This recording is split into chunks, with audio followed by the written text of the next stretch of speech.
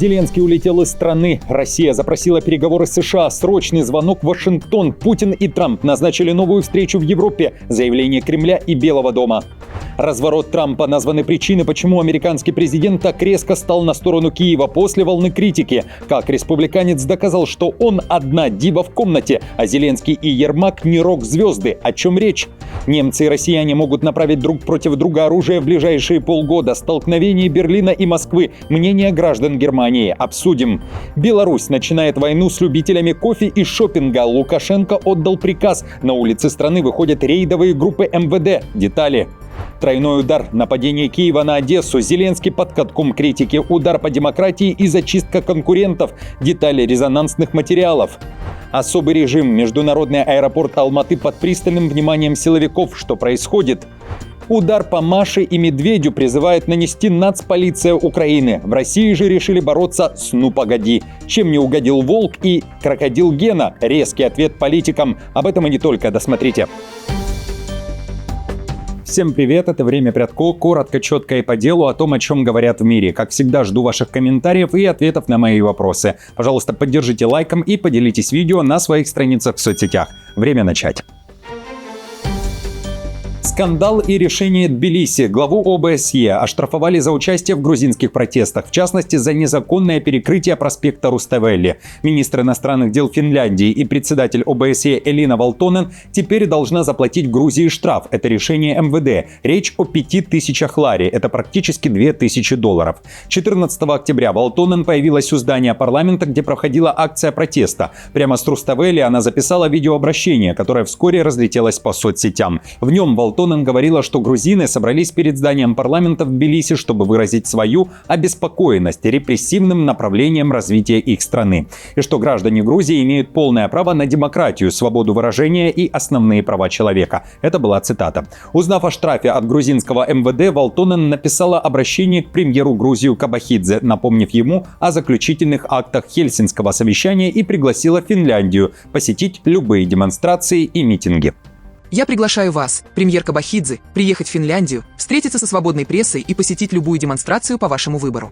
Извините, что пришлось отменить нашу встречу в Тбилиси из-за несовпадения графиков. Напомню, на этой неделе МИД Грузии выразил обеспокоенность визитом Элины Валтонен и направил в ОБСЕ и странам-участницам ноту протеста. В документе говорится, что министр вышла за рамки официальной программы, присоединившись к акции оппозиционных активистов и сделав заявление, вводящее международное сообщество в заблуждение о ситуации в стране. Немцы и россияне могут направить друг против друга оружие в ближайшие полгода. В такой сценарий верит четверть немцев. Согласно свежим данным опроса Ipsos, 27% граждан Германии уверены, что в ближайшие 6 месяцев может начаться вооруженный конфликт между Берлином и Москвой. Поводом для паники стали участившиеся случаи появления дронов неизвестного происхождения в небе над страной и воздушном пространстве НАТО. Большинство, 61%, все же надеются, что до войны не дойдет. Они называют этот вариант маловероятным. Социологи Ipsos уточняют, что чем моложе опрошенные, тем сильнее страх. Среди молодежи 18-39 лет почти каждый третий считает, что столкновение реально. Среди людей старшего возраста 60-75 лет таких лишь 18%. Значительно больше женщин, чем мужчин, обеспокоены перспективой военного столкновения с Россией. Если среди мужчин только 21% считает войну вероятной, то среди женщин таких уже 33%. В то же время 69% мужчин и лишь 53% женщин заявили, что не верят в скорый конфликт с Россией. В то же время немецкий канцлер Мерц заявляет, чтобы российско-украинская война как можно скорее завершилась, необходимо направить 140 миллиардов евро из замороженных российских активов на военную поддержку Киева. Эти деньги, по его словам, должны стать финансовым щитом Украины на годы вперед. Кроме того, заявил, что европейцы должны защищаться как европейцы, а потому должны вооружаться как европейцы. В его речи было и послание Путину. Мы не хотим делать это, чтобы продлить войну. Мы хотим сделать это, чтобы как можно скорее закончить эту войну. В то же время Путин должен понять, что наша поддержка Украины не ослабеет, а, наоборот, будет расти, и что он не может рассчитывать на то, что переживет нас. Напомню, в Кремле ранее заявляли, что в случае использования Европейским Союзом замороженных резервов российского Центробанка Москва обещает ответные меры, в частности конфискацию активов западных фирм, работающих в России, и их быстрой продажей. Песков в свое время называл международным воровством разговоры о изъятии российских активов в пользу Украины. Тройной удар. Нападение Зеленского на Одессу зашло слишком далеко. Статья с таким громким заголовком вышла в издании The Spectator. Внимание западной прессы приковано к указу Зеленского, которым он решил лишить украинского гражданства мэра города Труханова, заявляя, что у того есть российское гражданство. Авторы материала пишут, что президент подписал указ без судебного разбирательства или соблюдения процессуальных норм, и даже несмотря на Конституцию страны. В условиях военного положения это вопиющее нападение на демократию, говорится в материале. Там также уточняют, что атака Киева на Одессу на этой неделе развернулась по 3 направлениям. Первое – это удар по Труханову. Второе – это предложение Кабмина, который планирует исключить русский и молдавский языки из списка миноритарных языков под защитой Европейской хартии, а также на историю и наследие города. В публикации говорится, далее цитата, «В совокупности эти 3 удара по управлению, языку и памяти Одессы представляют собой попытку перечеркнуть город таким, каким он себя знает». Авторы пишут, что Зеленский начал войну против конкурентов. Время выбрано весьма показательно. С нарастающими призывами к выборам Зеленский, похоже, устраняет конкурентов. Труханов, популярный и прагматичный мэр, представляет именно ту угрозу, которую Киев стремится устранить. Послание Зеленского другим мэрам очевидно. Новая игра – это лояльность по указу. Либо мой путь, либо до свидания. The Spectator также пишет, что все эти действия – это фатальная стратегическая ошибка и большой подарок для Москвы. Вновь цитата «пропагандистская победа, когда Украина воплощает карикатуру Кремля на нетерпимый авторитаризм». Конец цитаты. При этом немецкий Шпигель также пишет о критике Зеленского и его действиях по отношению к Труханову. Спешное отстранение Труханова вызывает множество вопросов. Действительно ли у него есть российский паспорт? И даже если так, речь идет о гражданстве или, скорее, о борьбе за власть с офисом президента, которую тот теперь решил в свою пользу с помощью военного положения. Оппозиция в Украине возмущена методами президента, даже если Труханова они не поддерживают. Договор между США и Россией. Трамп и Путин проведут новый разговор тет-а-тет. На этот раз местом встречи станет, вероятно, Будапешт. Об этом заявляют Вашингтон и Москва. Россия накануне запросила разговор с Трампом. Белый дом ответил согласием. Телефонные переговоры длились практически 1,5 часа. Они были продуктивными, говорит Трамп, и уверяет, что помимо войны в Украине, с Путиным он говорил и о торговле между РФ и США после окончания войны. Затем президент Путин и я встретимся в согласованном месте – Будапеште, Венгрия, чтобы попытаться положить конец этой постыдной войне между Россией и Украиной. Завтра я встречусь с президентом Зеленским в овальном кабинете, где мы обсудим мой разговор с президентом Путиным и многое другое. Я считаю, что сегодняшний телефонный разговор принес значительный прогресс. В Москве назвали беседу предельно откровенной и доверительной, заявив, что одной из тем стали томагавки, а Будапешт для переговоров предложил именно Трамп. Затрагивалась и проблематика возможных поставок Украине дальнобойных крылатых ракет «Томагавк». Владимир Путин повторил свой тезис о том, что томагавки не изменят ситуацию на поле боя, но ущерб отношениям между нашими странами это все нанесет существенный, не говоря уже о перспективах мирного регулирования. Премьер Венгрии Орбан уже заявил, что готов встречать Путина и Трампа у себя в гостях, а у Трампа вновь напомнили, что в будущем должна состояться встреча Путина с Зеленским. Зеленский же тем временем улетел из страны. Он покинул Украину. Причина – визит в США. 16 октября около 22 часов его самолет уже приземлился в Америке. Западная пресса пишет, что уже в пятницу 17 октября он может услышать лично от Трампа, что тот думает о передаче Киеву ракет «Томагавк». Кроме того, на повестке дня будет возможное новое наступление Украины. Киев рассчитывает на встречу в пятницу, чтобы получить передовое вооружение, необходимое для проведения еще одного контрнаступления против российских сил. Мы действительно можем перейти в наступление. Все зависит от оружия, которое мы получим, и утвержденного плана, сообщил высокопоставленный украинский чиновник-политика на условиях анонимности для обсуждения деликатных вопросов. Помимо возможных поставок ракет «Томагавк», Трамп сказал, что будут рассмотрены и другие варианты. Но уже после разговора с Путиным и этих публикаций в прессе Трамп сделал новое заявление, вероятно намекнув, что эти дальнобойные ракеты США не ударят по России в будущем, ведь они нужны самой Америке, а после пошутил.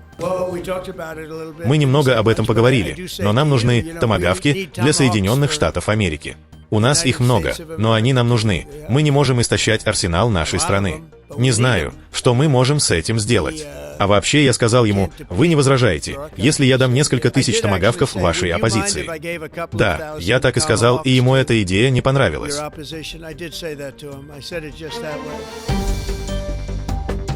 Трамп стал на сторону Украины из-за практически десятка событий, которые произошли в последние месяцы. Об этом пишет Политика, одновременно уточняя, что же повлияло на изменение отношения к Путину. По данным источников издания, в первую очередь это удары по Украине. Второе, после саммита на Аляске Трамп был в ярости, что мировая пресса назвала ту встречу триумфом Путина.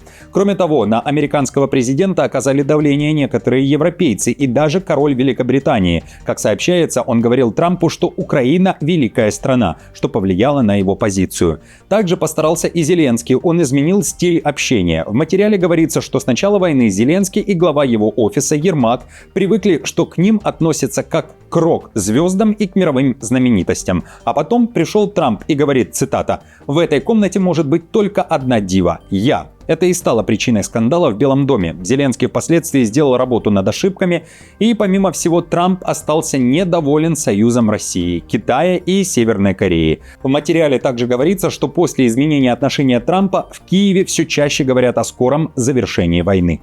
Несмотря на разрушительные воздушные удары России, направленные на энергетическую систему страны, в Киеве постепенно распространяется убеждение, что конец войны наконец может быть близок.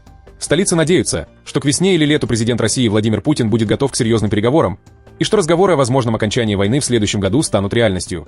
Друзья, а что чувствуете вы, учитывая все, что сейчас происходит? Близок ли конец войны? Каким он будет? На какие уступки пойдет Москва и Киев? Будет или не будет найден компромисс? Или вы сторонники продолжения войны и похода на Москву или Львов, смотря с какой стороны баррикад находитесь? Поделитесь, пожалуйста, своим мнением в комментариях. Спасибо тем, кто для этого находит силы в себе не опускаться до оскорблений. И спасибо вновь тем, кто готов нажать лайк и подписаться. А я продолжаю. Беларусь начинает войну с любителями кофе и шопинга на автозаправках. Лукашенко отдал приказ, говорит, от граждан страны получил жалобы, а потому реакция должна быть молниеносной. Вы что, там с ума посходили? Вы просили?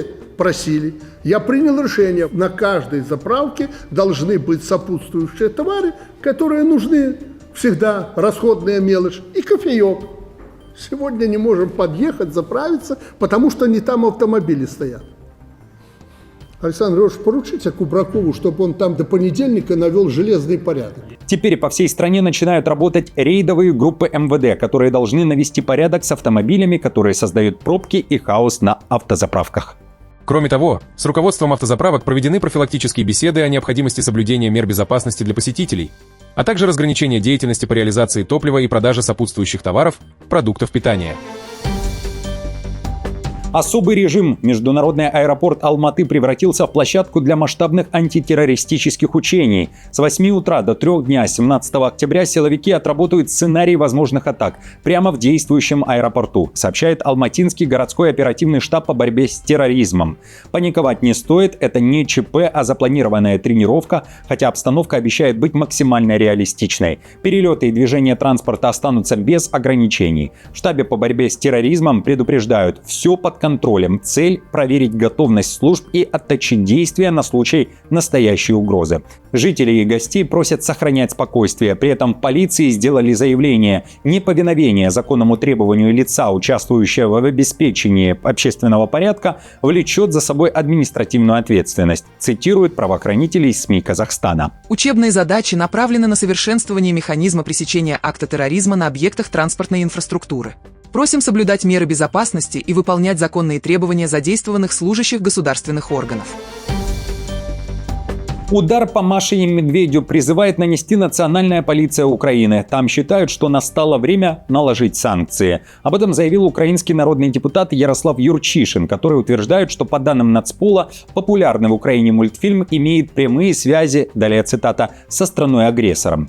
Политик опубликовал соответствующий пост в Facebook, где рассказал, что обратился в полицию после сообщения украинских медиаэкспертов. Те утверждают, что в Маше и Медведе есть, далее также цитата, маркеры российской пропаганды, конец цитаты, а именно: девочка всегда остается безнаказанной, а в нескольких сериях появляется в советской фуражке и шапке танкиста. Милитаризация с раннего возраста – типичная история для РФ, пишет Юрчишин. Мультфильм имеет украинский перевод, но это лишь адаптация контента. Имперские нарративы никуда не исчезли. Издание The Times сравнивает Машу с Путиным и указывает, что это может быть мягкой силой РФ. Есть также чисто экономический фактор. Деньги от монетизации идут российской анимационной студии. В ответе на мое обращение сообщили, что в случае введения санкций против мультфильма национальная полиция готова участвовать в ограничении этого контента в Украине. А в России тем временем взялись за «Ну погоди». Там ответили главе Общественной палаты Якутска и бывшему замминистра по молодежной политике и спорту Якутии Матвею Лыткину, который заявил, что мультсериал «Ну погоди» — это подделка Запада, созданная для программирования сознания россиян. Раньше не замечал, что «Ну погоди» волк курит, а в реальности он не курит. Волк никогда не курил. Крокодил Гена возьмите. Почему у него вот эта трубка, да, вот. Это все идет подсознательное программирование нашего населения. Видимо, коллективному Западу не спится, чтобы недра России захватить. Один из режиссеров мультфильма дал такой ответ. Это идиотизм чистой воды. Это человек со скудным воображением и структурой в организме. Этот мультфильм – классика. Его впервые поставил мой учитель Слава Котеночкин. Вокруг нас ограниченные люди. С этим ничего не сделаешь. Не надо обращать на них внимание. Иначе можно и фильмы Эльдара Рязанова отменить. Друзья, без комментария на эту тему просто не обойтись. Кто из вас умеет шутить, приглашаю. Оставьте свое мнение под этим видео и задайте тон этой пятнице. Говорю вам всем спасибо, хорошего завершения недели. Не забудьте поддержать мою работу лайком, подпиской и комментарием. До встречи уже завтра.